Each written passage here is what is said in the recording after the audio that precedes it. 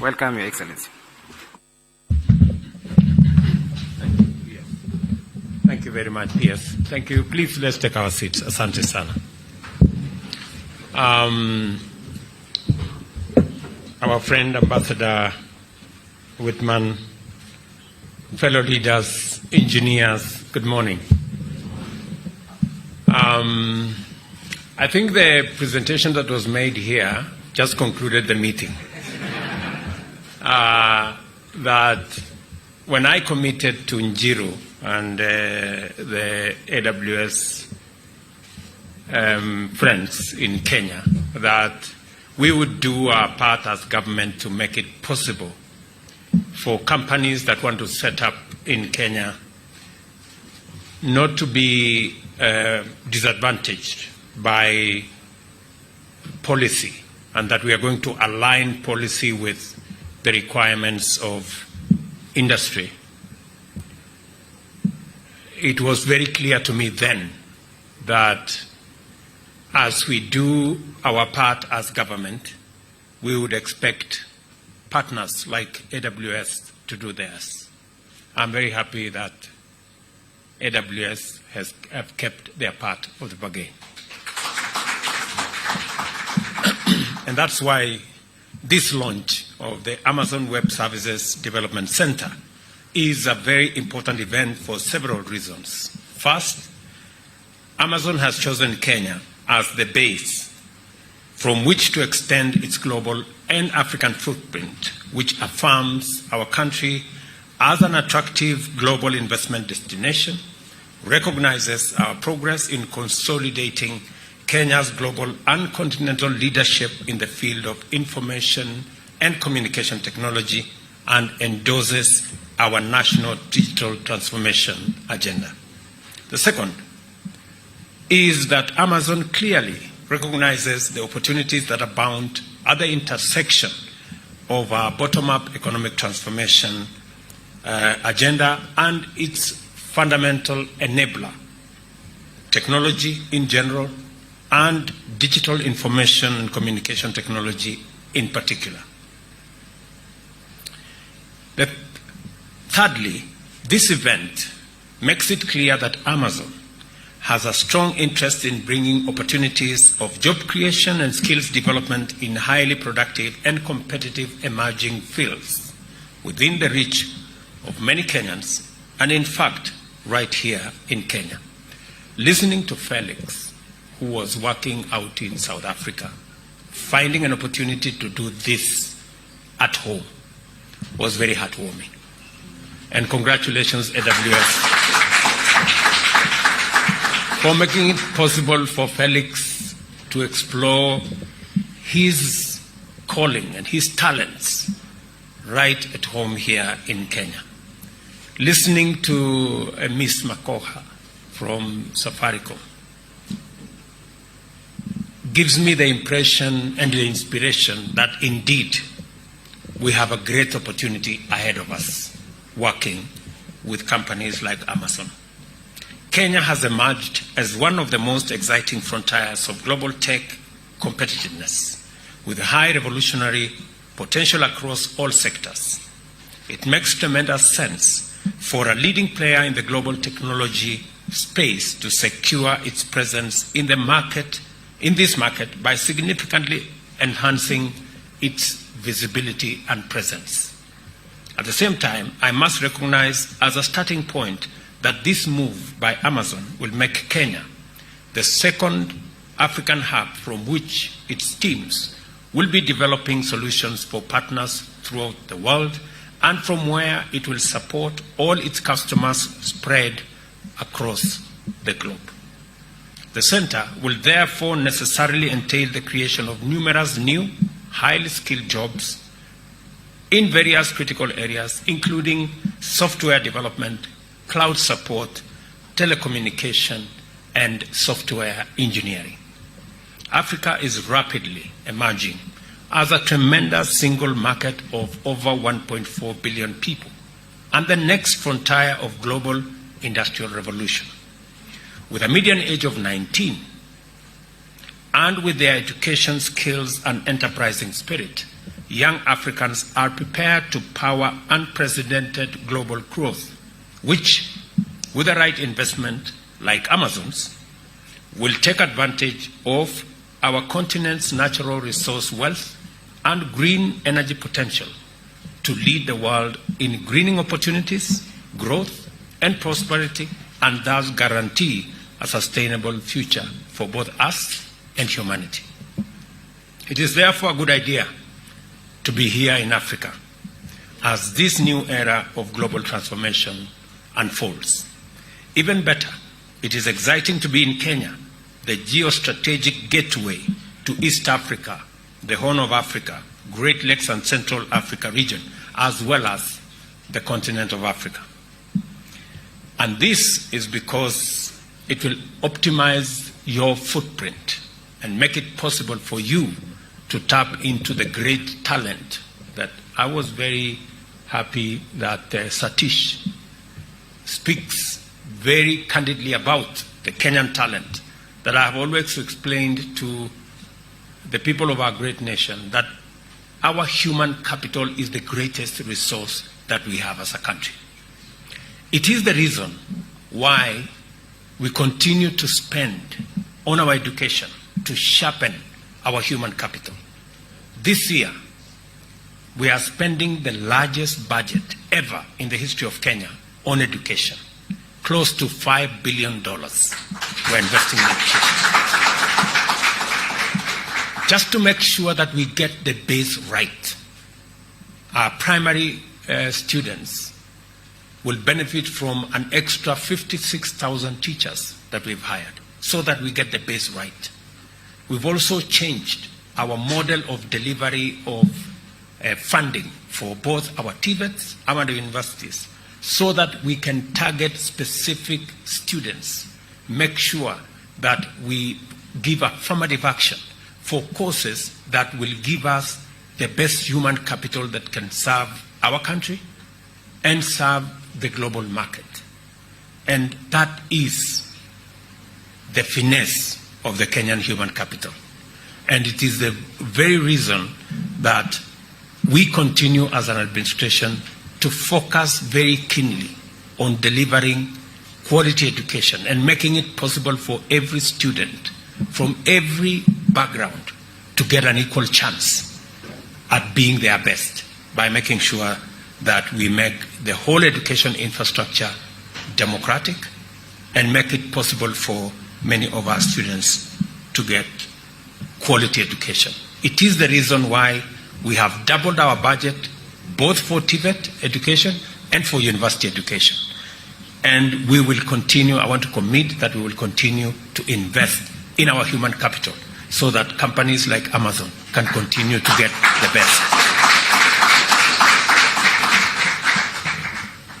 Kenya is also gateway to 6 global fiber optic lines and has taken off as a vibrant pioneering epicenter of African research and development, technology and innovation. And as we say very ably, the Silicon Savannah. Earlier this year, during the American Chamber of Commerce event in Nairobi, that was being referred to by Mr. Njiru there, I made a strong win-win case for American firms to choose Kenya in their own best strategic and business interests and in the interest of our bottom-up economic transformation agenda, citing the policy and institutional arrangements that we have laid down to make it possible, easy, and advantageous to choose Kenya. I reiterated this message a few days ago when I joined the Kenya Investment Roadshow in Silicon Valley in San Francisco. I also held discussions with AWS executives in New York at the Kenya mission to the United Nations, where we agreed on sustaining the development of a conducive business environment for them to expand their investment in Kenya. I hope we make another deal again today. And I will keep my path. And as was said by my good friend from Safaricom, your presence now as a company in Nairobi is the next step Tell me what you want me to do, and I promise you I will. So that I affirm my commitment to follow through with the undertakings I gave and to go further and take measures necessary to ensure that the policy framework on which the digital technology ecosystem stands is a tide that lifts all boats, local as well as international. In our engagement, the urgent imperative to create employment and training opportunities in Kenya through this investment emerged as the foremost shared priority in line with the digital superhighway and creative economy pillar of our plan. Accordingly, the potential is immense. Amazon Web Services is not just about mere presence in the regional market. It is intentional about elevating its corporate citizenship credentials through its support for robust framework to anchor optimal interactions between government, clients, startups, and other partners. For example, through its infrastructures, first, AWS, Edge Location, and then AWS Local Zones, and later AWS Outposts, Amazon has ensured that users, both in metropolitan areas as well as those further afield, experience connectivity with maximum efficiency and minimum delay. And I must congratulate Amazon for this achievement. This commitment to the infrastructures of connectivity has proved critical, not only because Amazon is undertaking transformational interventions in the fields of health, education, and training, as well as digital jobs and self-employment opportunities, but it is also committed to do so in a very inclusive manner that leaves no one behind. By collaborating with various government ministries, AWS has been able to deliver unique and game-changing solutions in various sectors. Let me give you an example. With the ministries of ICT and health, it developed and hosted a cloud-based data application, the Center for Epidemiology Modeling and Analysis, which used data to contain the spread of COVID-19 in Kenya. Together with universities and technical vocational education training institutions, AWS has been able to implement free, ready-to-teach cloud computing curriculums to enable students prepare for required AWS certification and jobs that are in demand throughout the industry. And I encourage you to work, as I told Njiru earlier, that because we have, by your own admission, some of the best human capital anywhere in the world, the best way we can make this human capital available, both to the tech community, locally and globally, is to work with us in the training, to refine our human talent, in making sure that we get certification. And we will do our part as government to make sure that we channel more STEM students into our TVETs and into our universities so that we can leverage on the training that you provide in the training and the partnership that you have with our universities to get many more engineers. I'm very proud that the first 50 engineers will be hired by AWS in Kenya, and we are looking at the days when we will have 1,000, 2,000, 5,000 engineers here in Kenya. Similarly, Njiru told me earlier, the AWS Restart, a 12-week program to prepare unemployed or underemployed people for careers in cloud computing, has partnered with Ajira, e-Mobilis, and Get Innotized to empower hundreds of young people across Kenya, including those living in the refugee camps, I was told, both in Dadaab and in Kakuma. So congratulations again for looking out for people who ordinarily are excluded, especially the children who are in our refugee camps. In the fields of health, I must recognize the unique and transformational pathway made possible by AWS.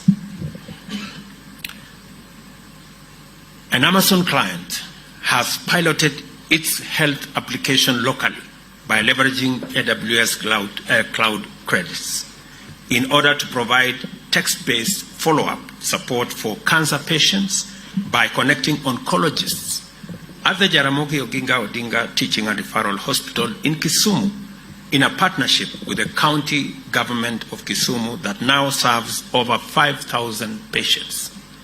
This would not have been possible. Just the sheer level of infrastructure required to deliver this would not have been possible without cloud computing and without Amazon. So again, you are making us proud. And this partnership is not just exemplary, it is transformative. And we want to work together on more. Throughout Kenya, every sector, community, and all levels of government, the transformative potential of digital technology has been experienced by ordinary people, thanks to the possibilities unlocked through AWS in developing solutions and bringing opportunities closer. This is the promise we wish to nurture here and share throughout the continent, because research, development, and innovation, as well as a digital technology, hold the key to the future of African socio-economic transformation and job creation initiatives. The most salient feature of true digital transformation is that it is inclusive and creates inclusivity. We are committed to ensuring that no one, not a single person, is left behind in our march towards Kenya's digital future. Our decision to digitize all government services is informed by the need to make them easily accessible at minimum or no cost to all Kenyans who have a cell phone. This is also why we are also rolling out 100,000 kilometers of last-mile fiber optic connectivity, establishing digital hubs in every ward, and providing free Wi-Fi at every center throughout Kenya. And we are looking at 25,000 centers around the country to provide free Wi-Fi. It is also why we are promoting the local assembly of smartphone, which with collaboration and strategic partnerships powered by transformative facilities like AWS Development Center, will be powered by locally developed, responsive, efficient, and effective applications and other software. The case for a green industrial revolution powered by African potential is much stronger today because of the promise of digital transformation and the opportunities that come with it. As the gateway to the continent and the home of Silicon Savannah, Kenya stands in a position of digital leadership, firmly anchored on the infrastructure provided for such visionary companies, including Amazon. Today, with the launch of the Development Center, we take yet another major step into a future that is rapidly and positively transforming every day. It is time to be part of that transformation. And I'm very proud of the engineers that I met earlier and that are in this room. You guys are great. And you are an inspiration to many more Kenyans out there, many more young Kenyans in college, in our TVETs, and in our schools who are looking forward to what technology can do, what the digital space can offer.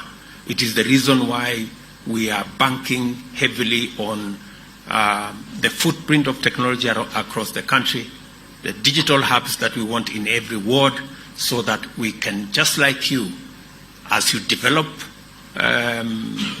solutions, we can use those solutions to create jobs for many more young people to work.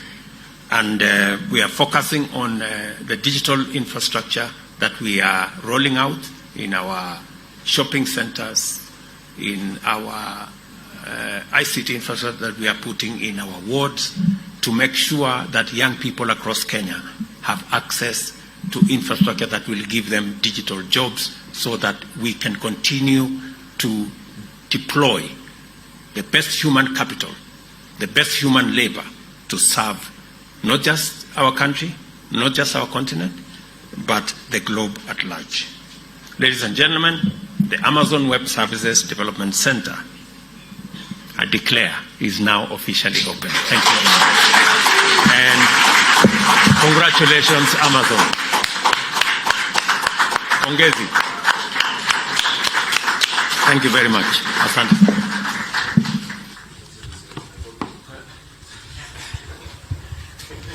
And that is the book that the governor promised, in the spirit of making sure every promise is kept. Thank you very much, Governor Sakaja, for giving me this book, Working Backwards, Looking Forwards. And just to, maybe I will say to what Governor Sakaja asked, what he can do better. Maybe I could help by saying that these great people could benefit a lot from our affordable housing program to make sure that each and every one of them can have a residence that they own. And our plan is to have at least 150,000 new housing units in the city of Nairobi so that we can better house the citizens of this great city. Thank you very much.